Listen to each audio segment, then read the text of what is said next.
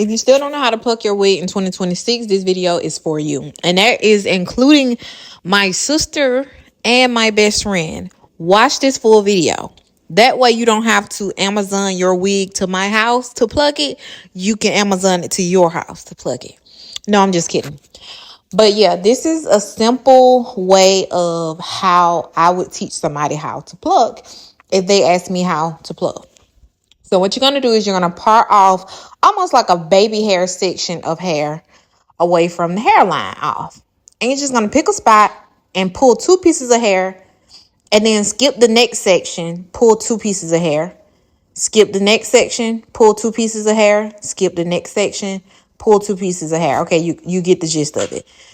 And when you are doing it, you see how I'm taking my pinky and pressing up against the hair to kind of pretty much just pull it all the way to the back so you can actually see the hairline.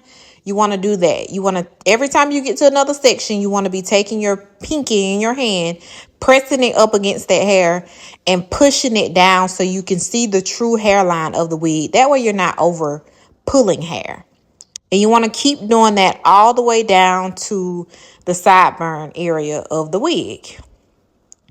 And don't be trying to pluck all hard. Lay the tweezers up against, they're going to be slanted. So lay the tweezers up against the scalp and pull the knot from the actual wig. Don't just be pulling hair blindly.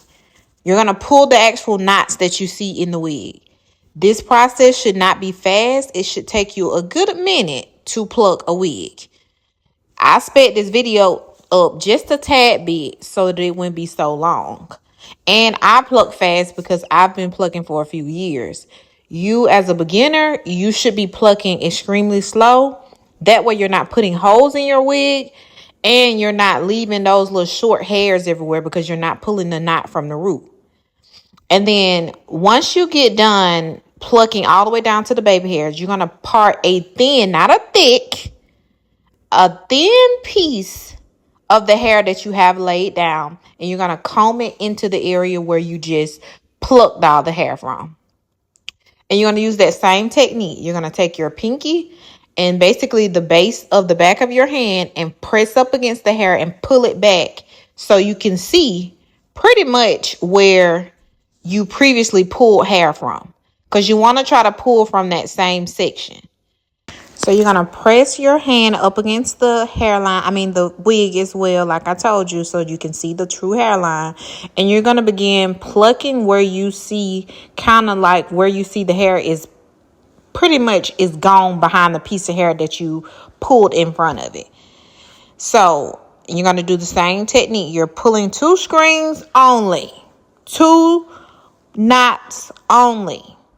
You're only to pull 2 knots out. That's it. Because if you start pulling 3 and 4 and 5 pieces of hair out your hairline, you're going to have a balding wig and you're going to hate it. And you don't want to pluck so much anyway, because you want to kind of leave room for you to be able to pull your baby hairs out. You don't want to pluck so much, and then when you finally do pull your baby hairs out, it kind of takes you to the further back section that you didn't pluck. So then you end up having to, you have baby hairs that's plucked, but the base of your wig is not plucked. Now, what I'm saying here is once you see that there's hair missing, and even though you didn't pluck in that section, don't continue to pluck, especially near that sideburn area, because it's a little bit thinner there because they don't put as much hair there on the wig for some reason. So that's why I was pointing down there. Do not pluck that area if you see that it's hair already gone, like from the edge. You're going to cause your wig to be balding in that area because there's not much hair in that area anyway, because it's like the sideburn area. So the next thing you're going to do, which I had already pulled out, but you're going to see me go back and pull it out again. What I'm going to do now is I'm going to pull the baby hairs out. Now that I've finished parting all the hair all the way back and I've plucked where I originally seen hair, I'm going to part off my baby hairs as if I'm going to basically, do baby hairs on my wig. And you will know if you pluck correctly according to my instructions, if you can part your baby hairs off and the hair behind your baby hairs still looks plucked. If the hair behind your baby hairs does not look plucked, you did this wrong and you need to go back and watch this video over from the beginning. And on your next wig, you need to try to do it a little bit better. But as you can see, the hairline still look plucked even though I pulled out hair. So that way, even if you want to comb it back and do a no baby hair look, it still looks seamless and your wig is not balding.